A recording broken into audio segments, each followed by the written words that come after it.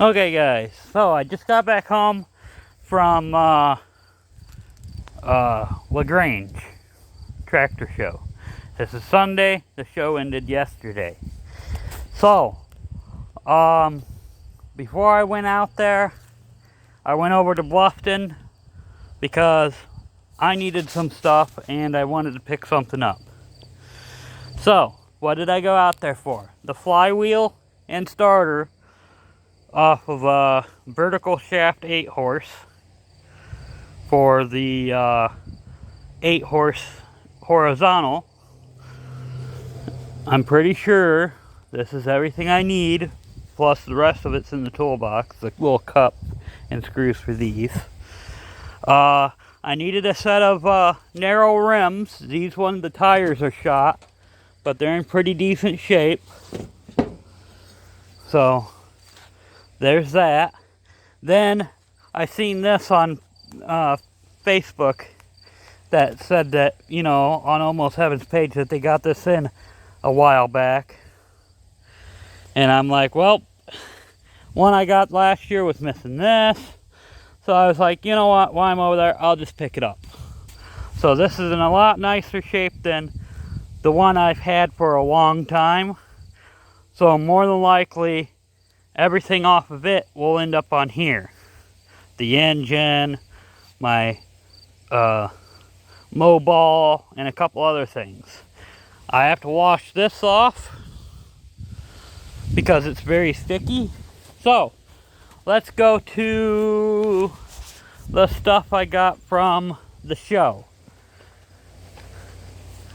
Okay. Starter Bendix and gear, because the 15 had a little issue, and when I was loading it up it started making a little bit of noise, and I'm like, you know, while I'm out there, just in case, I'll buy a couple things. Plus I need a starter gear for the other one, and yes, I could have just got it from Terrell, but yeah. Ground strap for the truck. I know it's a cheaper version, but it'll be okay.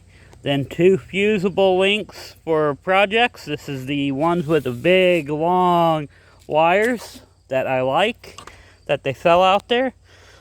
And this is what really confused the seller. He was shocked. I went up to this one guy with bins of stuff on a trailer, and it was not uncovered. I says, okay, I remember someone around here had a blue belt guard for a Sears rototiller. Well, I don't have any belt guards for a Sears rototiller, but I have one for a Briggs. I says, that's blue? Yeah. I says, well, let's dig it out. So he says, well, I don't really want to. No one's been buying. I says, I want to, if it is what I want, I'll buy it. So he dug it out. And I says, that's not for a Briggs. It's not. I says, no, that's for a tiller.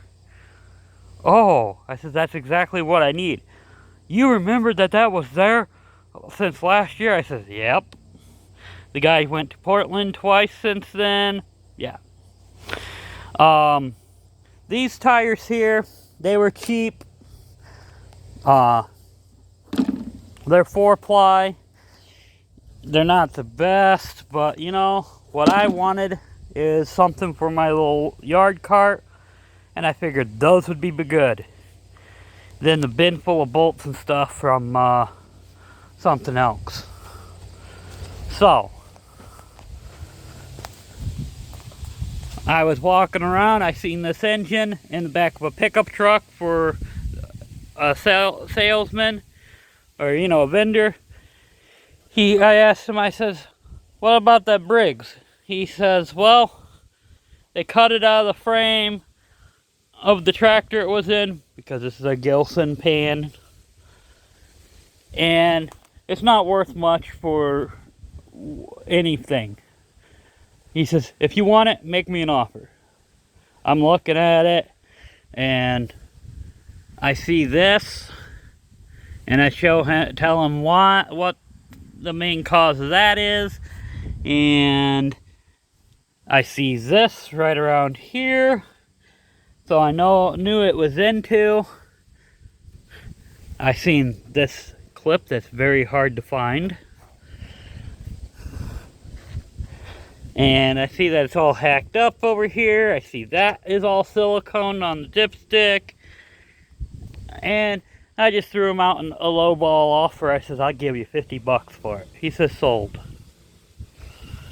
And then he was really shocked when I picked it right out of his truck. He says, I don't want to mess with you. So, I want to pull the head off of that one and check it out. And we'll go from there. Now, yesterday was Saturday. So instead of going to the show, I had something in the mix. So this was part of it. This is a track back for back of a Sears Suburban. Just the blower assembly, that's all I got on that part. Well, it was attached to something. But, you know. Here's a 15 horse cast iron Briggs. I already popped ahead to check it out. This engine is toast. Brand new coil.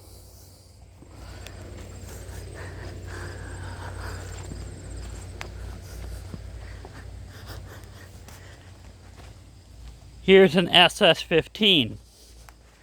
That's where that engine came from. Gas tank, pretty good shape. This whole unit, like it is with the engine, I paid $50 for.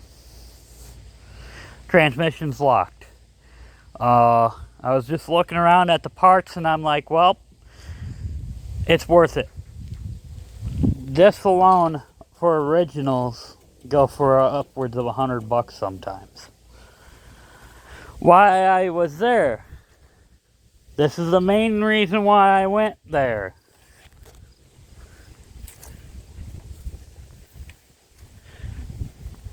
We got an early model SS14. Now these were sitting in the middle, well, southeast side of Fort Wayne, Indiana. So I paid $300 for this. Now, looking it over, I'm gonna have to use the gas tank from the 15. I'm gonna do the upgrade. I'm gonna check out the solenoid on the 15, and I'm gonna put the solenoid in. This engine, I don't know, I'm gonna have to wipe that off and put it back in. It's black and low, which means this engine's probably done. So I've got something else in the mix that I'm gonna be trying to get done, but I'm gonna check out that 16 horse too, and go from there. I'm gonna look and check this thing out first, but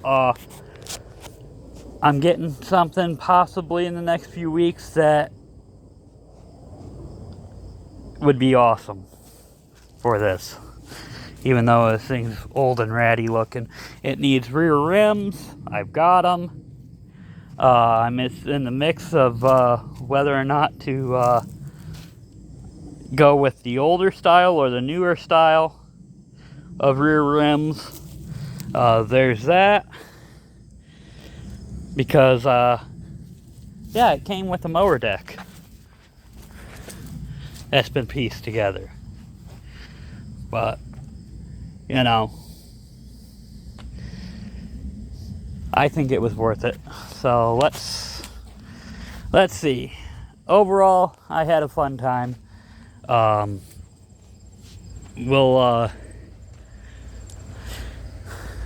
Upcoming next show is Pontiac on Labor Day weekend, and then Valpo at the end of September. Those are the only two shows I plan on going to for the rest of the year, other than Plow Day in Polo if they have it. I have to find out still. Anyway, I'm going to get some of this stuff put away, and inspect some more stuff and go from there. I'm really stoked on that though, because I can install that on one tiller. Alright guys, talk to you later. Bye.